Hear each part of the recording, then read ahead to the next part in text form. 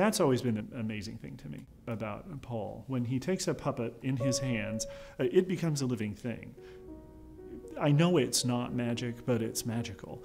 And the effect that it has on audiences is really amazing. When you're looking at Paul, when he's holding a puppet, nobody's paying attention to him. They're looking at that thing because he has enlivened it so thoroughly and so completely. When my daughter was about 2 or 3 years old, we saw that there was a puppet show that was called the Stinky Cheese Man. It sounded so intriguing, we thought we'd check it out and give it a try, and we were hooked from that moment on.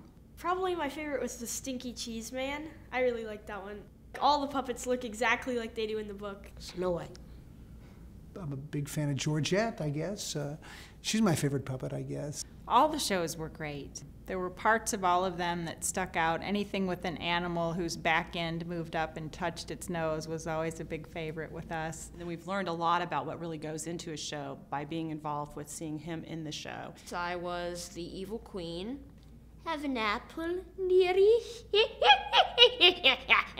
He used to watch these shows, and now he gets to be in the shows with Paul and his staff. Paul is like a hero to Loren. He looks up to him. And Paul listens to him and encourages him to communicate and show his gifts despite his challenges. Paul Mesner has kind of two aspects to his show. It's entertaining for kids, but it's also really just as entertaining for adults. It's unique for there to be an opportunity for parents and kids to share a similar experience. I think Paul's company, Paul's work, and Paul's brilliance is all about that opportunity. Paul Mesner and the staff have such a way with children, such a warm, welcoming environment. And as a child, I know Loren felt that. He felt welcomed, he felt accepted, he felt like he mattered. Paul Mesner talks to kids like they're his equal, which is very important. He doesn't talk down to them. My children learn so much from Paul Mesner puppet shows. And I was immediately impressed with the energy, the creativity, and most important, the fun that he brought to his work in the performing arts. All they have to do is watch the faces of the kids when they're watching the show to see that they're completely engaged by it. No question, he enjoys kids. He loves being around them, and kids know that. They can tell. He'd been to other puppet shows. Paul Mesner puppet shows were like magic to Loren. His attention was glued to that puppet show. Paul has remained true to his roots, to the spirit of what he does, and he's so very good at it that people flock, not only here in Kansas City, but all over the country, flock to his work. I knew the Mikado, but this was a new Mikado with the puppets and the singers and the live music, and oh, it was fabulous. What a wonderful way to get children to go to an opera. A lot of kids might not be interested in seeing the Mikado, but when they find out it's puppets, the nativity that he does every year, amazing collaboration with the entire arts community. He is a special cultural gift to our community. I have touted the nativity as just being a really great family tradition. I feel like when we watch a Paul Mesner show that there's fairy dust in the air because you really can't believe that these puppets are held by human hands. These classic children's books especially come to life on stage. It's just a wonderful treat. People look at Loren and say he's just come so far. In some ways, Paul relates well to children because I think he's got that sort of childlike imagination and enthusiasm. He's almost like a rock star whenever he comes around the children. It's fun to watch that. When Loren entered the page to stage in his story, The Ghost Who Made Toast was selected. Paul and his staff brought it to his elementary school. It's hard to explain what it means for a child with challenges to be able to show that he could do something and the other kids be proud of him. Most of the kids in his elementary school wrote him a thank you letter, and we put them all in a binder, and he still looks at them to this day. He's so proud of that moment. He expects a lot of us out of us. Hi. Yeah. Oh, you look at my hair? Oh, I'm on camera.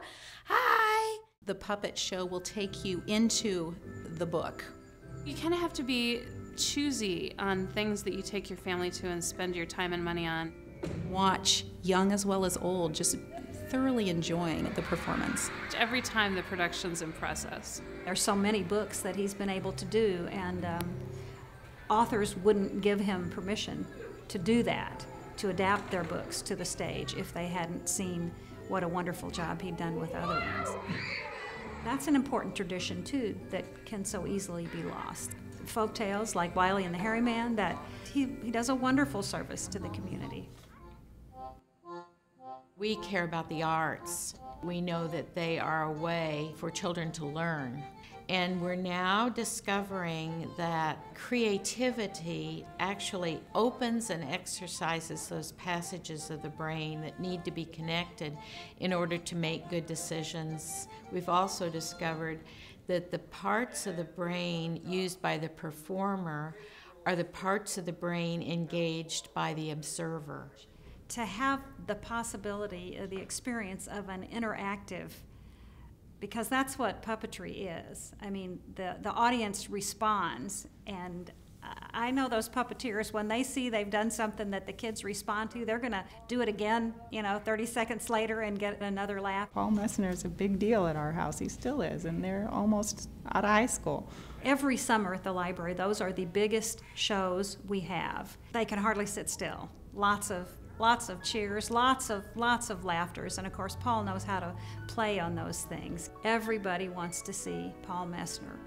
That didn't just happen. That happened because a man with heart and vision and intelligence and creativity put his mind to it and wanted to make it happen. And when the Hensons recognize you as a first-class contributor to an art form, I mean, that's pretty special. We would be sadly lacking if Paul were not in the Kansas City area. Well, first I would say if they were completely unfamiliar, they had to go to a show. And I think just one show will convince them of the value. I'm pretty sure we haven't missed one in the last 3 years. Yeah, we go to every single one that they do. It's so wonderful to have a place in the community where parents can take their children for age-appropriate but also really exciting and fun events. When we go and see the puppet shows, they're always learning so much. We're getting history, we're getting fairy tales, we're getting English, we're getting all these different things. At the end of puppet camp, we always put on like a little show with all the puppets that we made. It's very creative and a great experience for all the kids. Loren has not missed a puppet camp in 4 years. He always takes friends. It is the highlight of his summer. I've made them at Paul Mesner Puppet Camp, which was a pretty fun place. Over the years, he just has developed such a wonderful relationship with Paul and the staff. When Paul Mesner asked Loren to be in the dinosaur show, Loren's face just lit up. He was more excited than when we told him he was going to Disney World. He said it was like a dream come true for him to be in Paul Mesner's shows.